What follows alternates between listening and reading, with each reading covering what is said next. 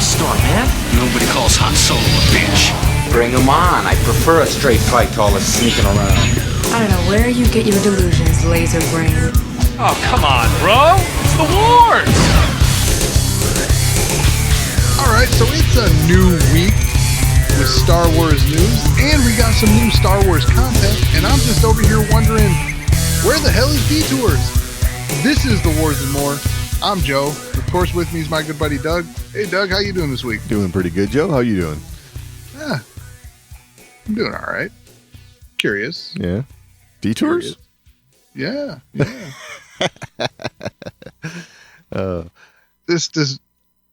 We'll get into this a little later on when we're going to talk Star Wars Visions. Okay. Okay. I'm just a little curious about the Detours roadblock, Gotcha. We can save it, yeah. Yeah, so we'll get there. But Disney Plus is coming up on its 2-year anniversary. Wow, has it been that long? Yes. Doesn't seem like it. It's like, wow. No, it really don't. It's amazing how that time flies, right? I got that initial 3-year subscription, that rollout they did. Yeah. I'm going to have to remember when that comes around. So you can cancel? Oh, stop. That's not what I'm saying. Oh. Yeah, I'm sure you're right. They'll just renew it for me. I don't have to do anything, right? Oh, yeah, sure. That's how these things work. Yes. And if you don't renew, they're going to be over there like... That's right. They will be knocking on my front door. Hi, we're Disney. We're here to help. Yep. We notice you haven't paid your subscription. Yes. That's amazing. I can't wait to meet those guys. What? You got a problem yet? So, that's funny.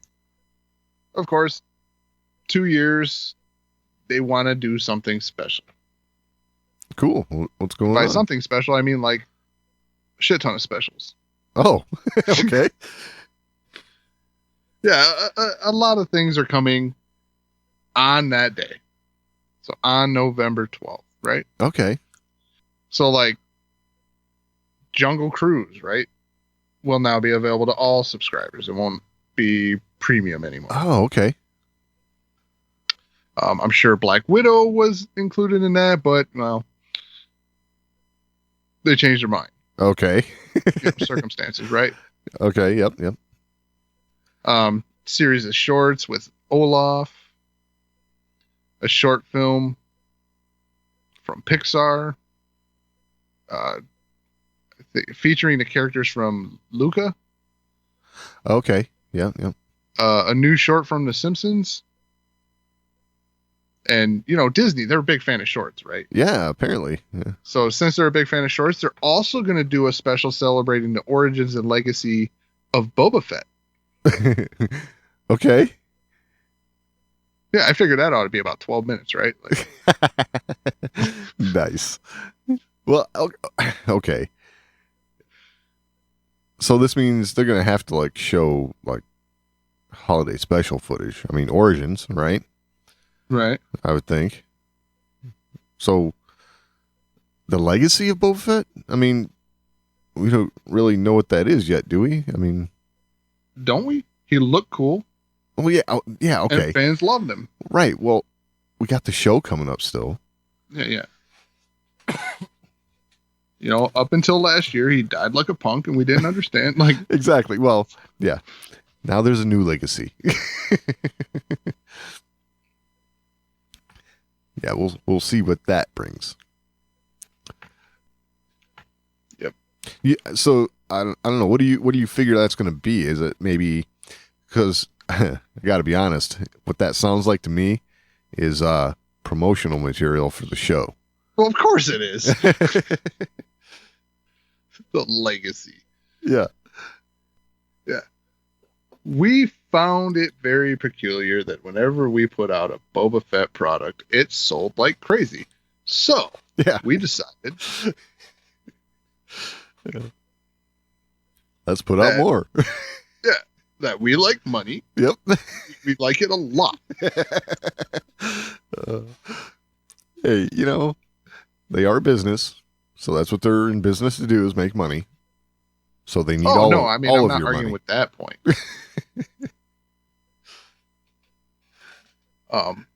But I mean, if we all woke up tomorrow and decided we wanted to make Max Rebo super popular, I'm telling you, there'd be a Max Rebo Disney Plus series. Dude, I'm no in. time. I am in. I mean, you make that guy, it's like Elton John in space, right? I mean, Max Rebo. Hell yeah. Elton John. I like it. You could just call him like Elephant John, right? Like, Yeah, right. I love it. oh man, Hey. I got this sudden desire to see Max Rebo playing Rocket Man. Oh. We need to make this happen somehow.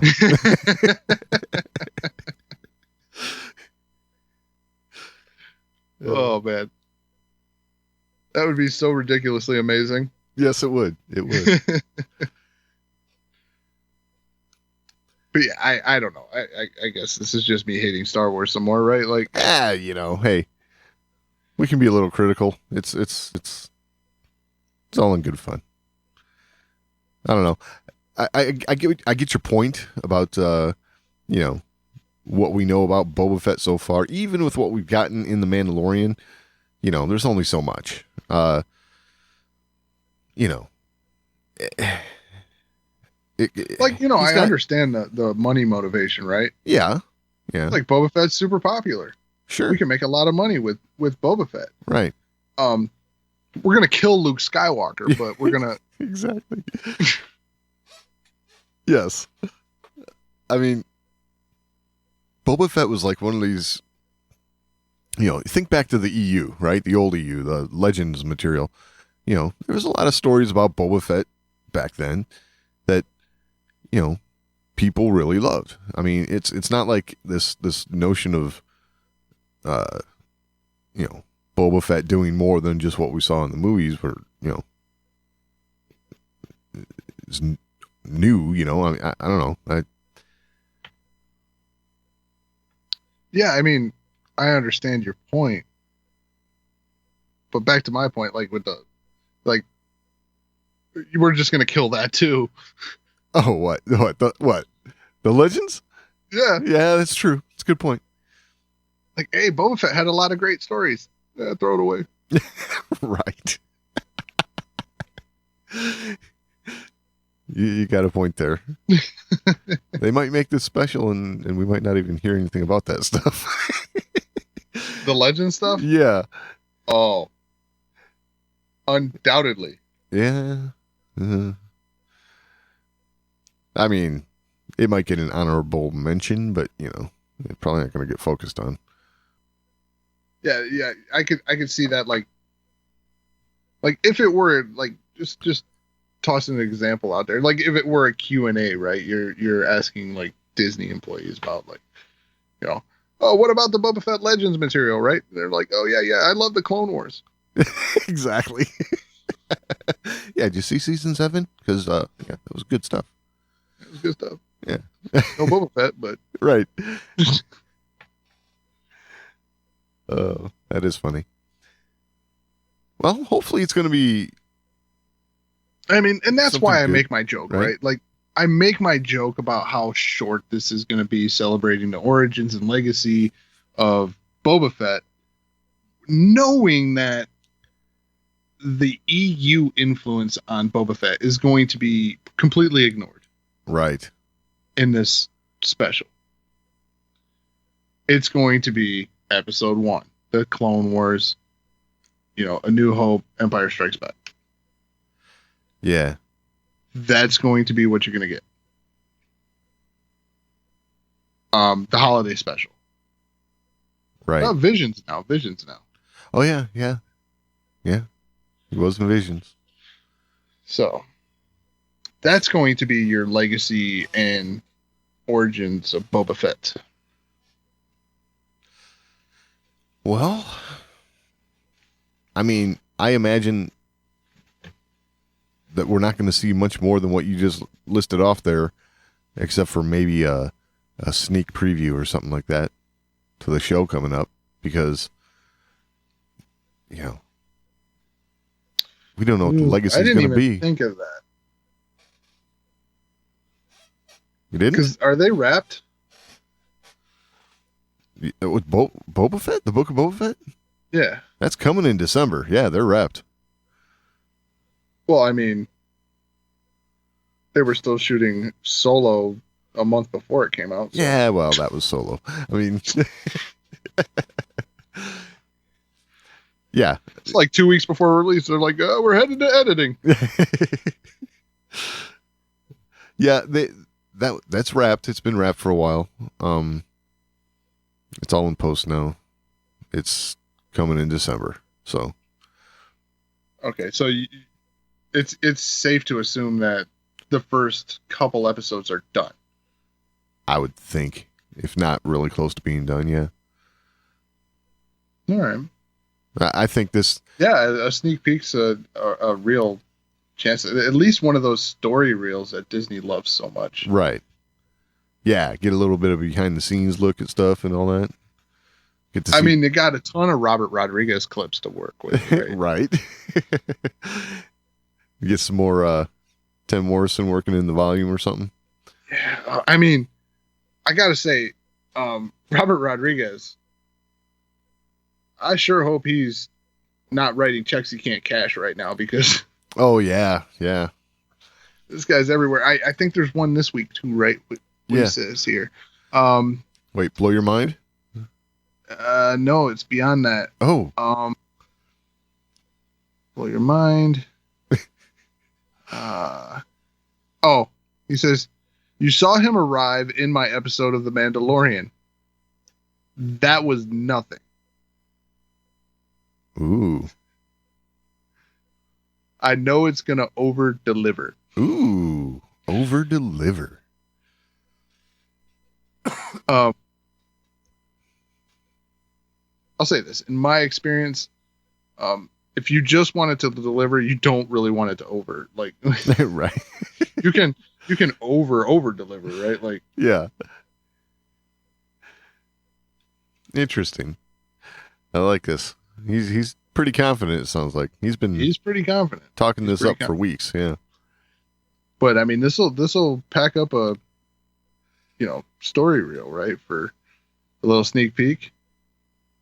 Right. You show a little Tim Morrison in the volume, and then you have Robert Rodriguez saying, "This is amazing." Uh-huh. Yeah. Show a snippet of what looks like a nice shootout. Don't show any of the characters. It's gonna blow your mind. Right. If you do all that, that'll tack on an extra 30 seconds on that 12 and a half you estimate. No, that's the half. Oh, gotcha. Oh, that's horrible. And oh man, I shouldn't. It's really only going to be 8 minutes, because 4 minutes of it's just going to be transitions. Oh yeah. Oh, those quick cuts, little blurs back and forth. Yeah. It's just going to be that person talking in the background, But they didn't stop there. Oh.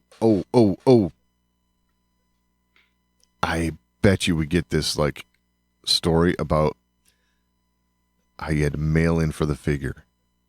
How much you want to bet? Oh, I guarantee the figure stuff. Right. The fact that everyone has the original the rocket firing Boba Fett. Yeah. It's supposed to be 4, and 10,000 people have them. Yeah. Everyone had one. Yeah, exactly. Heck, I work with a guy that had one. Yeah? Yeah. Yeah. Wow. Wasn't me. No. Yep. Wow. Interesting. I don't know. Hopefully it's a good show though. I mean, Right. I'm always, you know, I always love the behind the scenes stuff. The Star Wars has always done that really well. I would love for Disney to keep up with all that. I just hope it's not going to be another one of these behind the attractions type shows. I hope they actually dig in a little deeper, give us more meat and potatoes of what they're talking about doing, and just give us a good special. Yeah. Yep. All right. The Emmys. The Emmys. Ewan McGregor. Yeah, you know what? Before we get to Ewan, I do want to say one thing about the Emmys. It's looking like things are back to normal, right? Because we talked before about The Mandalorian getting some technical awards and stuff, right? Yep. So then beyond that, there was a big goose egg. So, right? Just wanted to put that out there. So, so Ewan McGregor got an Emmy for, Halston? Is that what Halston, right? Yep. So, there was a little Q&A session going on backstage, and, as with any Star Wars actor, you get a chance to ask them questions. Eventually, a Star Wars question has to come out. So they asked about any teases, and here we go. Can you tease any Obi-Wan for us? Not really. We finished our shooting, our series, and it was really, really good fun. I really enjoyed working with Deborah Chow, and I think it will not disappoint. I mean, I think it's going to be good. I had a really good time making it, and worked with some really wonderful people, lovely people, and the new technology that we employed doing it is cool, and it was a different experience than making the original 3 films that I did, and I really, really liked it. It was good. So, we had fun. That's what matters. We had fun. Yes. He didn't sound very enthused about it, though, did he? No. He was like, "Oh yeah, we did new stuff." Yeah. I couldn't help but when I heard that, I was like, wow, it's not going to disappoint. Yeah, it's almost like he should have held up his trophy. He's like, well, I won't be getting one of these. Right.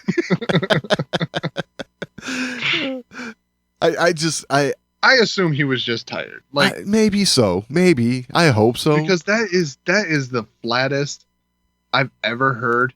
Right. Ewan McGregor. Yes. Like he's always a little more excitable. And that was like, yeah. Whoa. It was a long day though, right? I mean, it's a long day, sure. Yes. He's at the Emmys. There's a lot going on. But he's usually pretty good about having a canned answer for this kind of stuff, right? And it's not going to disappoint is usually not one of them. It's usually something more like I think blow your mind. Yeah, something like that. I think this will appeal to original fans and prequel fans or something like that, and everybody will have something to take away from it. Something like that. Well, it sounds like he was really pleased with Deborah Chow because he was like, yeah, I had fun working with Deborah Chow and, Right. Yeah, everyone else. Yeah, everyone else. And yeah, the volume. He loves the volume. He talks about that every time. But, yeah, something just makes me a little leery with the way he said that. It won't disappoint. It's like, hopefully it's going to blow us away. Are we overanalyzing because we're seeing Robert Rodriguez over there like, yeah, you ain't seen nothing. Maybe. I don't know. Maybe, there is that, right where Americans, maybe there's a little bit of a disconnect between the, I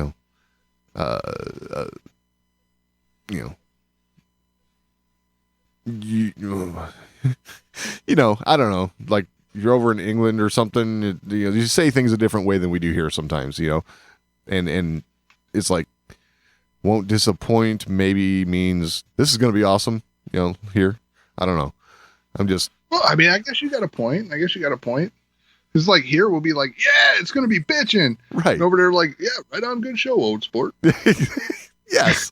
There you go. That's kind of what I'm getting at. But I hope that's it. And I hope it's not like, I hope this isn't him saying, his roundabout way of saying, man, I hope this show doesn't suck. I guess. Yeah.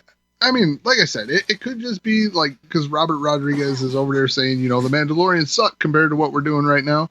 Right. And, he was like, oh, yeah, it was fun. I had a good time. Yeah. Well. We did it. Yay. We did it. Yay. Exactly. But hey, we're no matter what, I can't wait for this show. Hey, if he starts saying like, I had a different idea what Obi-Wan was doing at that time. Right. Yes. Yeah. If he walked away saying, yeah, well, I was having a conversation with Deborah and I kind of told her I thought that, I don't think Obi-Wan would do that. Something like that. Sounds familiar. I just, at least we're not there yet, right? Yeah, if he has a comparative moment where he says, I thought I'd be like a Jedi, like, training knights. Right. Like, exactly. Got to do that in Nightfall. It was amazing. Yeah. Wait, no, that wasn't Ewan. That was, no, I said like that. Oh, gotcha. Yeah. Yeah. Hopefully it's better than he just made it sound. We'll just say that. But yeah, just to kind of roll it back a little bit. I was amazed when we were talking on last show about, we got more Emmys coming up. They're just going to add to the tally. Right. Didn't realize we were talking about the only 14 that they were going to get. Yeah. Yeah. This is par for the course, though, right? Yeah, but, I mean, has The Mandalorian walked away from the primetime Emmys yet? Like, I understand it's only the second one, right? Right. But did it walk away from the primetime Emmys last time without a single win? I don't recall. Didn't Pedro Pascal get something? I don't recall, to be honest. But, I mean, this right here is typical. This is par for the course for Star Wars. It's always innovative. It's always technically awesome, and they recognize it for that. But when it's like fabulous storytelling, they're like, nah. I just that's always ground me the wrong way. And the same with the Academy Awards for the films. I just I'm used to it by now. So I'm not surprised. I'll say that much. Right. Yeah, but to see this one walk away without outstanding fantasy sci-fi costumes, like, it's like, what? Right. Like, I didn't see what. Let me just copy that. Let's go find out who won that category. Ooh, okay.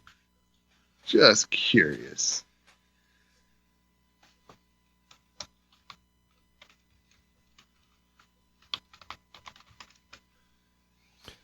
On the fly research.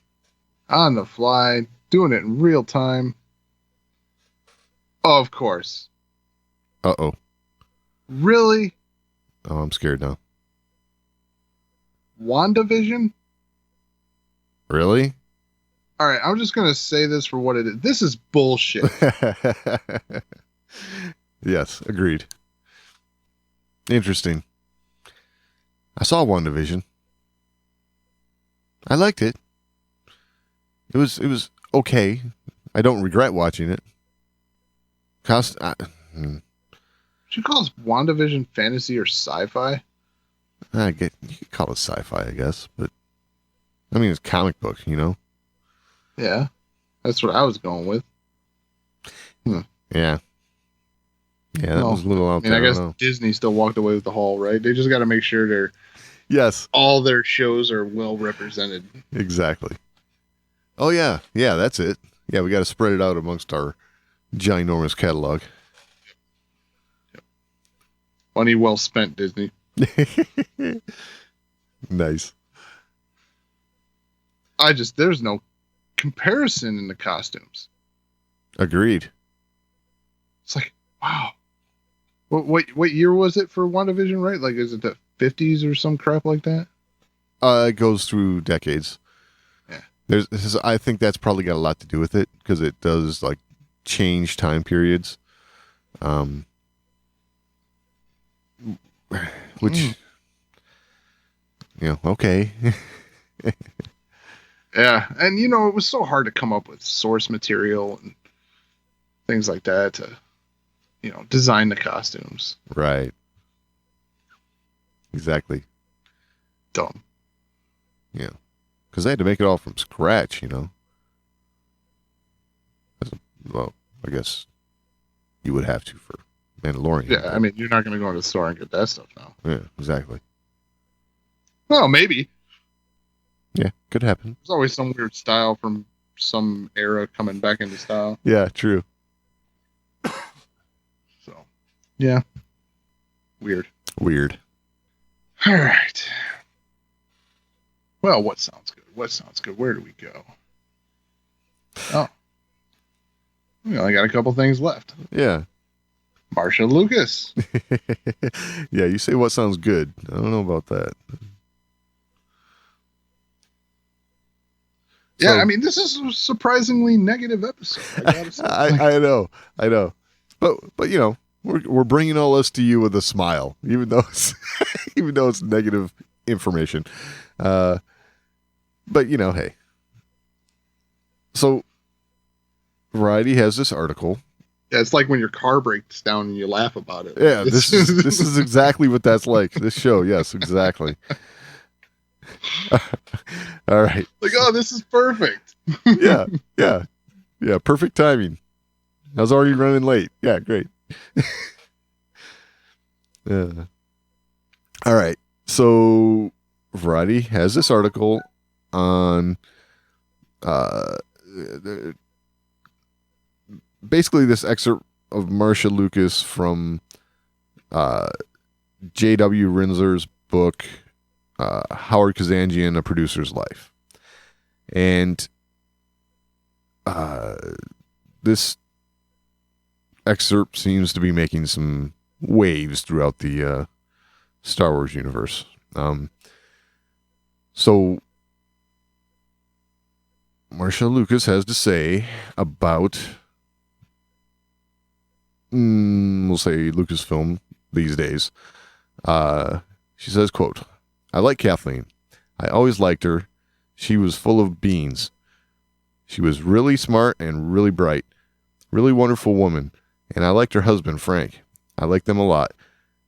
Now that she's running Lucasfilm and making movies, it seems to me that Kathleen Kennedy and J.J. Abrams don't have a clue about Star Wars. They don't get it. And J.J. Abrams writing these stories. When I saw that movie where they kill Han Solo, I was furious. I was furious when they killed Han Solo. Absolutely, positively. There were no rhyme or reason to it. I thought, you don't get the Jedi story. You don't get the magic of Star Wars. You're getting rid of Han Solo?" So, seems as though she's got an opinion on this. Just saying. Yeah. Any thoughts so far? I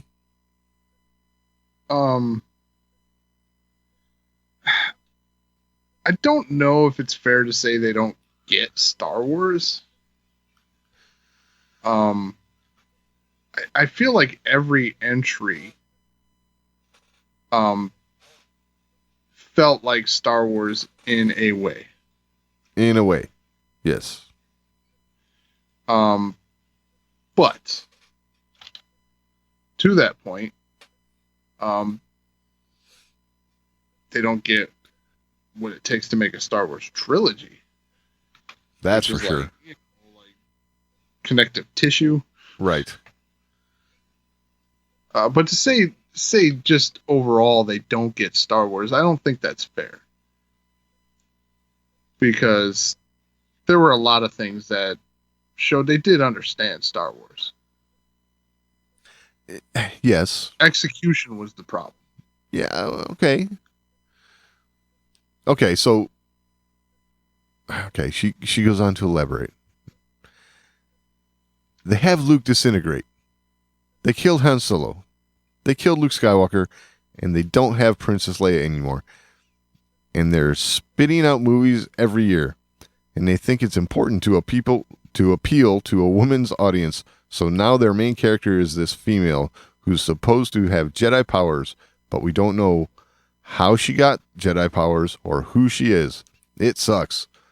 The storylines are terrible. Just terrible. Awful. You can quote me. J.J. Abrams, Kathy Kennedy, talk to me. So,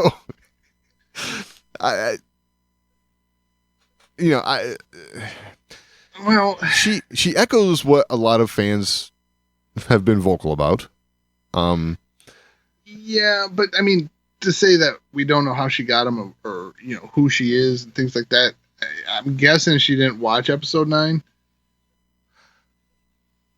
I get the feeling this interview might have happened before episode 9. Okay. I get that feeling. I can't say for sure, but I do get that feeling. Because they definitely used the whole Palpatine thing to explain that away. Right. I gotta say, with what she said here from this excerpt anyway, I feel like if she'd have seen that, that would have been brought up here. Agreed. You know what I'm saying? That's because there's a lot of how do we put it? There's a lot of people who seem to think that was, this is not me talking, air quoting, lazy storytelling, right? But it's clear that she did not like the sequel trilogy. Well, that's apparent. Yeah. Now, to be fair, she also, has said that she didn't like episode 1 after she saw it either. And this is she's one of those. Well, I think this is being kind of brought out to show, see, she didn't like the prequels either, but this was definitely after episode 1, and I think if she had the full picture of the whole prequel trilogy, this quote would be less relevant, I guess. But she said, I remember going out to the parking lot, sitting in my car and crying. I cried because I didn't think it was very good, and I thought George had such a rich vein to mine, a rich palette to tell stories with. There were things I didn't like about the casting and things I didn't like about the story and things I didn't like. It was a lot of eye candy, CG. And that was referring to episode 1. There's no indication on when she said this. This is okay. Because there was a lot of eye candy CG comment. That's suspect to me, right? Like, well, hold on. So this the setup for that paragraph says, and perhaps to set the record straight, not sure how it sets anything straight, but okay. Lucas also directs her wrath at her ex-husband's prequel trilogy, revealing her disappointment in episode 1 literally brought her to tears in 1999. That's the setup for that paragraph I just read. Brought her to tears. Yeah. So, I mean... Literally brought her to tears. Yes. So, I get that she might not have liked episode 1, but she also didn't have the whole picture yet at that point, you know? It's and even with the sequel trilogy, what she had to say about the sequel trilogy, if she was interviewed before episode 9 came out, she might have had something different to say, but I really have a feeling that, you know, all the Palpatine stuff would have probably rubbed her the wrong way. Yeah, I don't know. I always find that the CG comment, right, like, to be suspect. How's that? Whenever I hear that, like, because it was all eye candy, like CG, and like I understand like the Yoda complaint. Okay, I get that. Like, or you know, let me rephrase that. When you consider the fact that the Yoda was a complaint, okay, that they used the puppet Yoda, right, and that's the complaint people had. Like, the puppet doesn't look natural in this environment. Blah blah blah blah blah. Right. Like, did people want to? They made the change to where they went to a CG Yoda, got rid of the puppet. People were happy. They didn't make the change where they changed the environment to fit the puppet Yoda. You know, like, okay. I don't know. This whole, it was CG. Well, I mean, I'm sorry. I understand you like the practical effects. There's this nostalgia that goes along with it. But damn, come on. Okay, so to be clear, we are talking about an Oscar-winning film editor here, right? Okay, and I understand. She's got, but she's arguing what George Lucas did, right? But what I'm saying is she's carrying in that baggage of being on the inside in the industry with her, right? Right. You know, as fans, we don't get to see how the sausage is made, right? She can watch a movie and I'm sure can tell to some degree what's going on behind the scenes. Whereas we don't have that insight. So that's probably got something to do with it, you know? Right. I can only guess that that's part of her complaints. Yeah, I just feel like the complaint has been jaded over time. Right. Because of the CG comment. Because if you make Star Wars in 1999 the exact way you made Star Wars in 1977, I'm pretty sure you're not going to be an Oscar winner. You know what I'm saying? Yeah. So that's my point when I see the CG comment, right? So, I mean, it's jaded by time. Sure, I guess. I just, in a way, so I don't want to sound like I'm one of those people, because I'm not, right? But I will say, seeing episode 1 for the first time, there was a lot of stuff you saw in there that you never saw in Star Wars before, right? Like you think about the whole, the battle on Naboo, right? All of the Gungans, all of the battle droids, all of the, the big glowy orbs that blew up and all that. It was,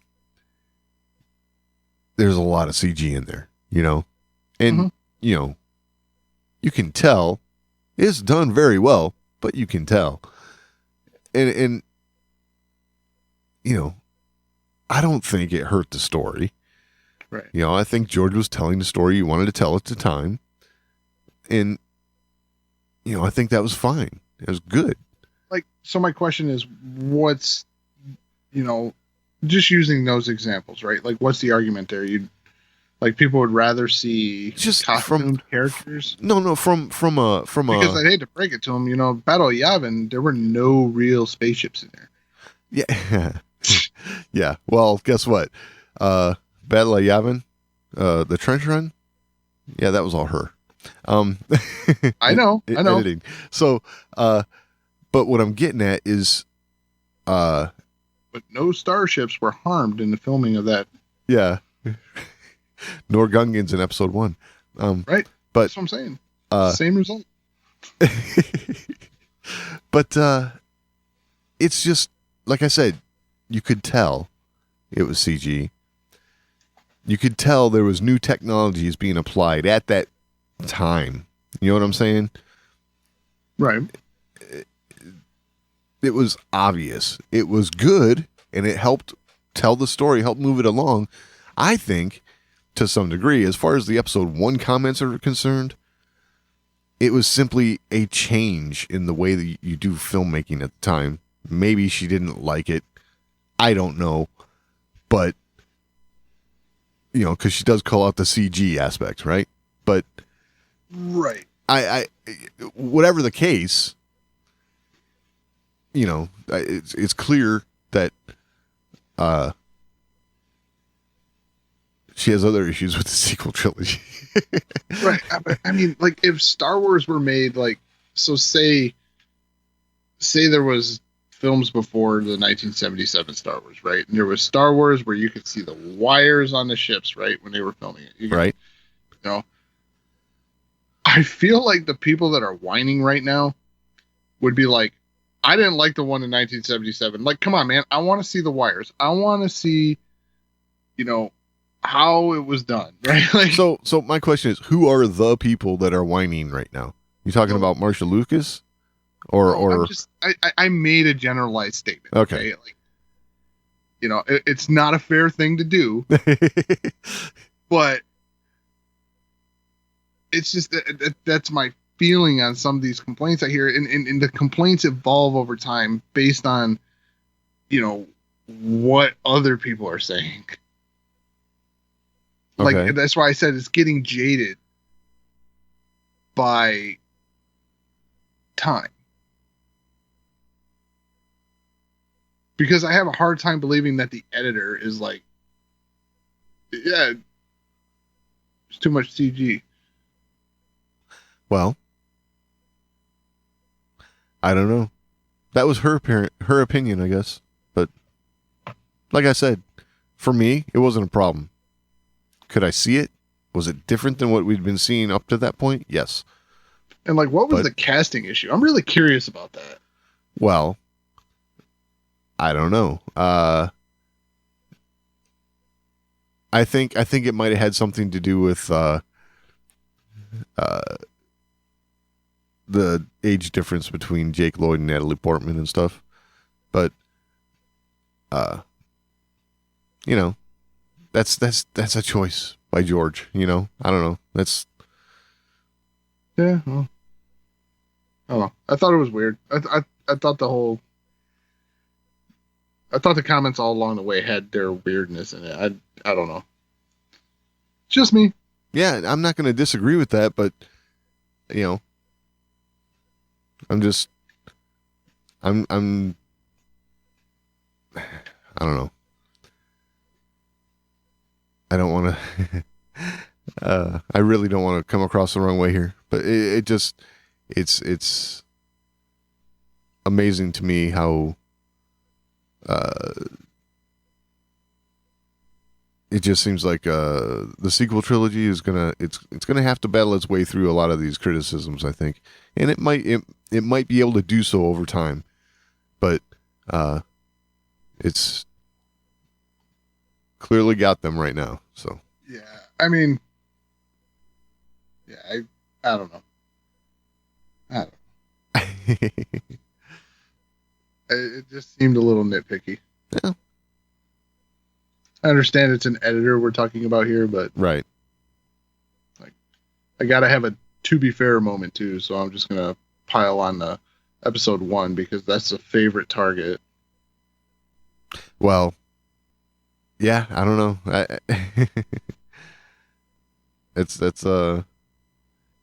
don't know. That is what it is, I guess. I don't know. Yeah, I don't know. I thought the whole crying in the car thing was weird too. Like,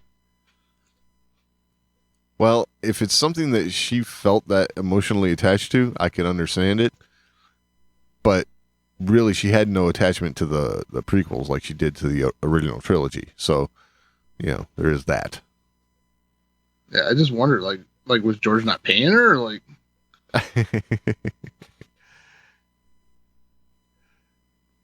he's like, nope, for you, it's a passion project.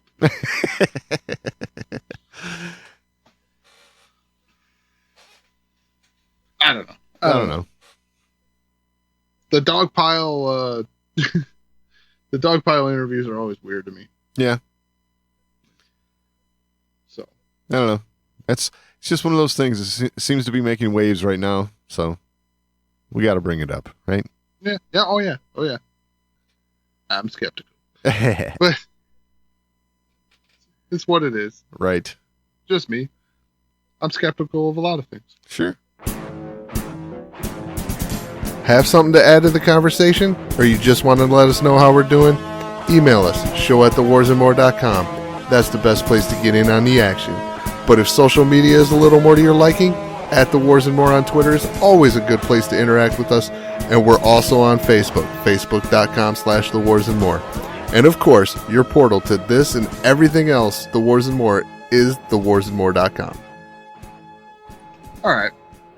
Visions. Yeah. Probably do this. What's that? So we should probably do this. Yes, we should. All right.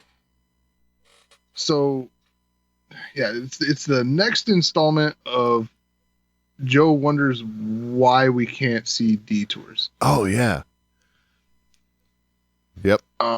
And this was really fun because it was really ironic. Let's start from the beginning, right? Episode 1 of Visions. We're only going to cover 3 tonight. We'll cover 3 more next week and 3 more the week after that. Yeah.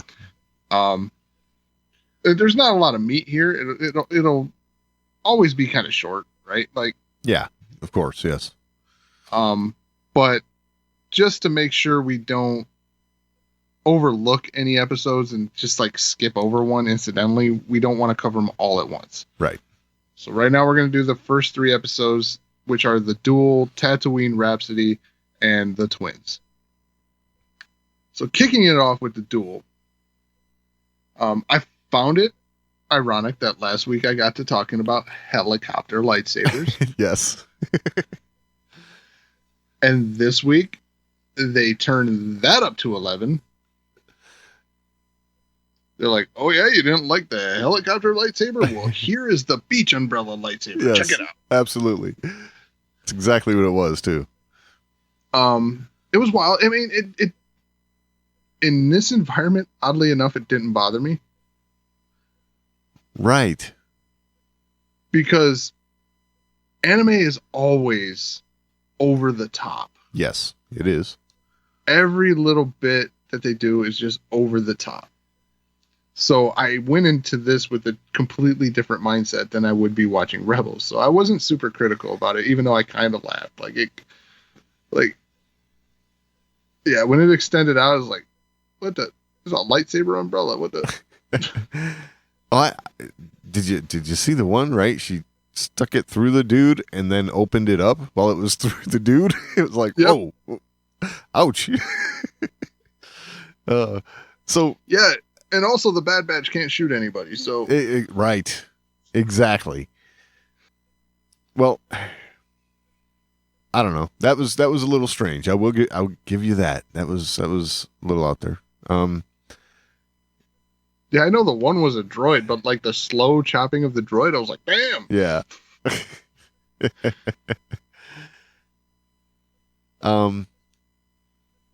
there was a lot about this episode that I really liked. Oh yeah. You know, you had this whole post-apocalyptic feel of, you know, you have these remnants of stormtroopers that are now bandits roving the countryside, you know, taking I from totally towns. love the Mad Max stormtroopers. Yeah, absolutely. I can only imagine that this might even be like the descendants of stormtroopers. You know what I'm saying? Mhm. This could even be that far out, like their kids or grandkids or something. And I did have a hard time placing timeline here though, right, because those definitely look like first order helmets, right? Like, I didn't even pay that close of attention. I did. But it could be in either, yeah, like for me, you know, like some world that never gets noticed by the New Republic, or yeah, way after the Rise of Skywalker, you know.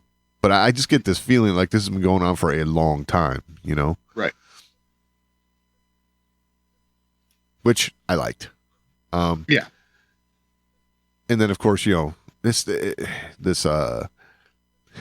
wandering stranger trope that was going on here, you know, that's a classic for, you know, this kind of storytelling, which, you know, worked out. It was good. Oh yeah, I mean this was definitely the kickoff I expected for anime Star Wars. Right. You know, you talk about these two storytelling methods, colliding. This is definitely what I expected, and the duel here. This is by far my favorite episode so far. It hit on all that, right? Like, right. Yeah, I like the way, you know, they got that whole samurai type influence, right? Yep. When he draws his blades, the way it's the lightsaber blades coming out of a sheath. Yeah, that was cool. Like activating out of the sheath is like, that is amazing. Yes. Yeah, I did like that. It was a different take on a lightsaber. Yeah. And I gotta say, I kind of liked it a lot. Like, right? It was definitely more dramatic than the activation switch, right? Like, yeah, now that in that case, it kind of worked well as like a quote unquote mashup, whereas the beach umbrella was kind of like, you know, for me. Yeah, I mean, it was weird with when she pulled the one blade out of the beach umbrella. Yes. I was like, what, are there mirrors in there? Like, how does that work exactly? Yeah. 'Cause my first thought was, how many kyber crystals does it take to power that, right? Of course. One Death Star's worth. Yeah, exactly. No, we'll get there. But yeah, I don't know, the action in this was good. It was, you know, I don't know. I like the story. I like the action. The animation was good. No real complaints on this. No real meat on this. Well, I mean, that's like ongoing theme here, of course. But you know,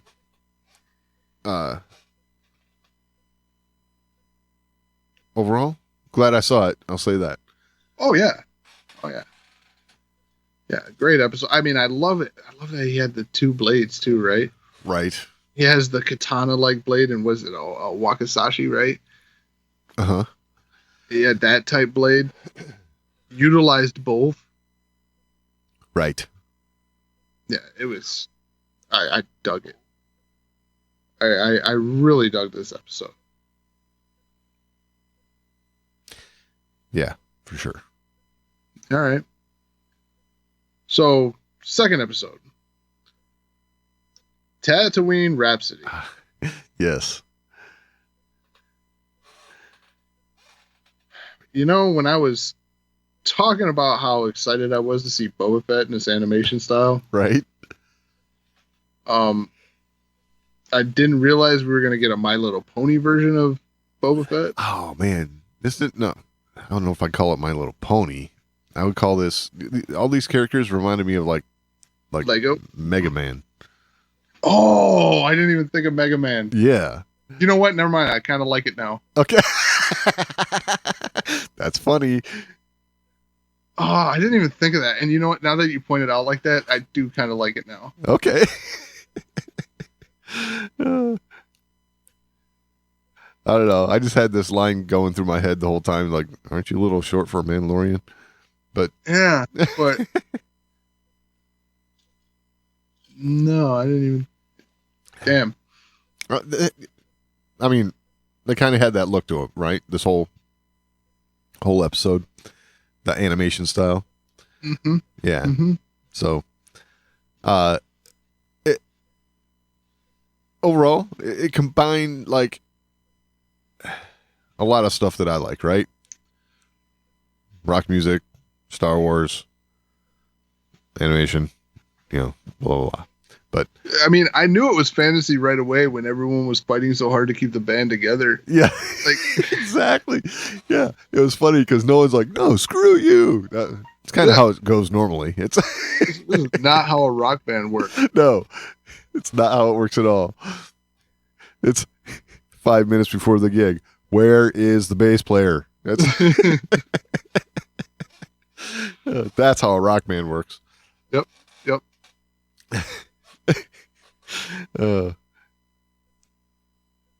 I mean, I did feel like that guy was like kind of like feeling like he was in Guns N' Roses, right? Like he's like, I wonder what it's like to actually finish a show. Yeah, yes, exactly. There is that aspect. Yes, that's funny. Yeah, it was interesting, and to see. I did not make the Hut connection right away What do you mean? with the one character. Uh-huh. I thought it was a different kind of space slug. Oh, okay. I didn't make the connection with the Huts. I see. Okay. I guess I kind of figured, Star Wars, big slug, Hut, but especially since, when he said, what was it? Not interested in the family legacy or something like that. Right. Yeah. But, Yeah, I didn't realize a long time ago, like, let's talk about the music a little bit. Like, I didn't realize a long time ago in a galaxy far, far away meant the 90s. yeah, that's pretty much what it sounded like. That's kind of funny. Like late 90s, early 2000s rock, right? Yeah. Like, it was like, oh, look, Good Charlotte in space. Yeah. Exactly. But I don't know. It's pretty cool. I mean, Like, I mean, I joke, but I mean, I feel like it did kind of fit. it fit the story for sure. It fit the story, it fit the animation style. It like the music seemed appropriate. Right. I make fun of it, like, because I'm just a jerk, right? Like, but I felt like it did fit the the color palette, right? Like, yeah, absolutely. It would have seemed weird being like slow jams or heavy metal. Yes. I could see heavy metal, but it would have to be appropriate heavy metal. Yeah. Yeah. It fit. It worked for me. It was good. Right. So I got to bring something up that didn't work for me. It just had me like cocking my head to the side and wondering what's going on here. But since when did Tatooine get all this rain? You'd think there'd be something growing on the planet if they got that much rain. Did you notice that? It was raining on Tatooine? Yeah. When? During the chase and all that. The with the ships. I got the impression they weren't on Tatooine for that. Why? Oh, I felt like they were somewhere else. I mean, probably because of the rain. Okay, gotcha. Yeah, it looked to me like they were lifting off from like one of those docking bays on Mos Espa or something like that, and then you have Boba Fett watching the ship leave him with raindrops bouncing off of his helmet. I was like, huh, how's that work? But struck me a little bit. Maybe it was a different planet. I don't know, but it seemed like I was going off of the title and very similar look to the surroundings. A lot of it was like in the dark, so maybe it was somewhere different, but definitely. Oh, the one thing that was really cool to me and looked really good, like I thought this was like straight out of a video game or something, but they do this big panning shot of the pod race arena. Yeah. That looked really good. I thought, dang, that was an excellent job there. Yeah, I mean, a lot of things looked really good. Yeah. But yeah, the pod race arena was spectacular. That stood out to me, yeah, for sure. But man, that makes it kind of weird. If that was Tatooine, like what makes it weirder than the rain is like they're surprised they got caught. Like you're staying on the same planet? Like, yeah. So again, that's the impression I got. I could be wrong. Like the docking bay that they took off from. You know what? Now that you mention it, it must be a different planet because that docking bay was hexagonal, not round. I don't know. I was sitting here like, was it? Though, yeah, it is. It's hexagonal as opposed to, like docking bay 94 is round, right? Oh, it's got to be Jakku then. Sure. I guess. I don't know. Maybe it was a different planet, though. And I just, I was going in there thinking it was all taking place on Tatooine because of the title of the show. Oh, So, I wonder what gave you that idea. yeah. But maybe I was wrong on that point. I don't know. Yeah, I felt like it was somewhere else. Like, Okay. didn't know where, but I did. Oh, there's another point, and this is minor and weird. I love that the band was playing in like a warehouse Right. in the beginning, and then they finish in a stadium. Like, Oh, yeah. Yeah.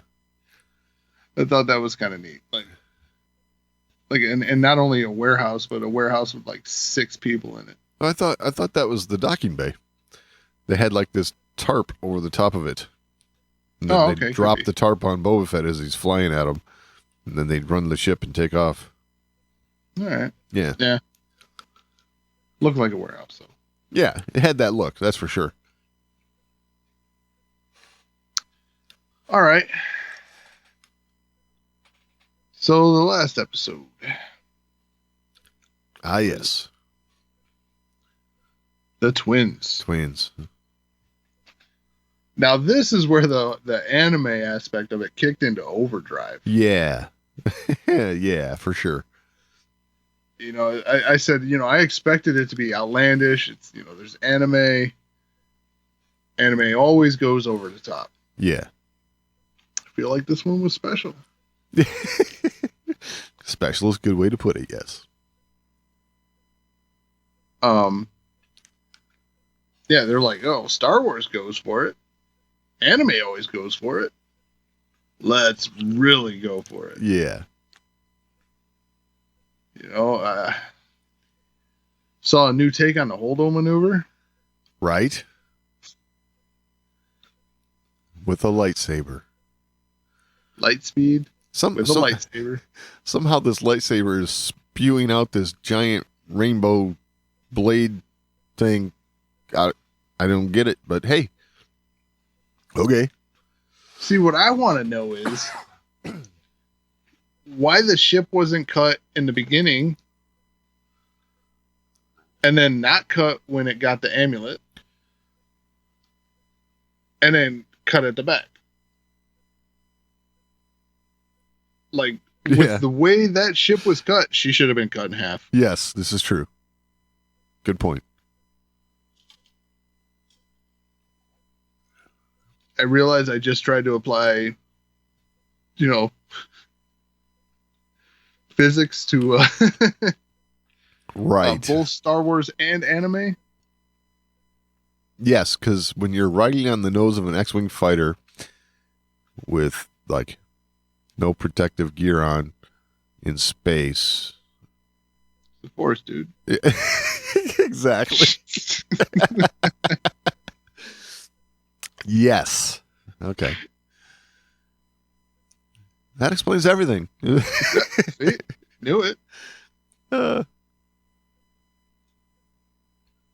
mean, there were a lot of good moments like that. I love how his shard was broken just small enough to fit inside a lightsaber hilt. Right. Perfect. Right. And then he had a lightsaber with no crystal in it. I was going to say, why was that? Yeah. But okay. Yeah. And then, I don't know. The look of this definitely had a lot of the stuff you expect from anime, right? He's doing that charge towards her, and the whole background gets all blurry and like fast motion kind of look to it or whatever. That's like total anime look. Oh, I mean, when they were leaving the hangar bay, when he landed on top of the X-Wing. Yeah. I mean, that was textbook, right? Yes, like, absolutely. Her force bubble. Yeah. Was textbook. Yeah, for sure.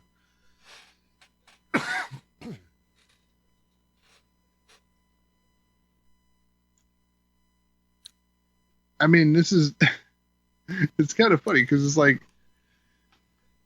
if they ever attempted anything like this outside of this format, we'd be furious. Absolutely. Absolutely. I think they know that. I think this is their opportunity to do this stuff and have people not get mad about it because of what it is. I will say that people that have zero anime exposure, yeah, if they were to sit down and watch this, like, ooh, new Star Wars, yeah, be like, what in the world is going on? Exactly. So, anything else in this episode kind of stick out to you? Yeah, I thought we had, seeing as how this is kind of like a mashup Star Wars anime, thought it was not convenient, but interesting that we had a, you all right? Yeah, I just dropped something. The sister had kind of like this Sailor Moon / what'd you say, Grievous look until it turned into like Doc Ock look. That was a mashup. That was wild. So that was interesting, but yeah, I don't know. Yeah, I was like, that did blow me away. Like, she put that kyber crystal in her armor, and then she ended up with 9 lightsabers. Yeah, like whoa, exactly. Yeah, and then they extend out, and you're like, whoa. They're like whipping around and exactly disintegrating stuff. Which, yes, anime, totally the right place for this. Oh yeah, I mean, anime. This artwork style. I feel like this hit. all of these episodes hit on all cylinders for the artwork style and what anime does, which, like I said, is that outlandish, over the top action. Right. I thought it hit all that really well, and it was very interesting to watch a Star Wars influenced story on this. Yeah, totally. As much as the things that we pointed out, I thoroughly enjoyed watching it. Yeah, me too. It was definitely good. I will say, it's probably not the Star Wars I'm going to come back to every time I'm just going to flip some Star Wars on. But no, I mean, I could see me going through all these again. Right. But if I'm being real honest, that'll probably be the last time. Yeah. Yep. Kind of where I'm at right now. Who knows? Maybe. I mean, it's going to be something I'm enjoying for the moment. I mean, who knows? Maybe you're right. Like, who knows? Maybe I'll get the hankering to watch it again. Exactly. It's like, I want to watch some Star Wars, but I only got 15 minutes. Yeah, this would be a perfect opportunity. Yeah. So, yeah, who knows? Who knows? And as it goes along, we may find ourselves liking other episodes more. Right. I mean, the duel is definitely one I could see myself revisiting more. I'll be honest, I'd like to see the duel, a story like the duel, toned down just a touch. Like get rid of the umbrella lightsaber, right? Right. I would actually love to see two characters like our character with the katana like blades and things like that. I'd like to see two characters like that face off. Right. Two characters with similar composure. Something that could almost fit into canon, kind of. I mean, I think the way I want to see it, there's no way it would even fit into canon. Oh, okay. I want to see it just like that samurai inspired style.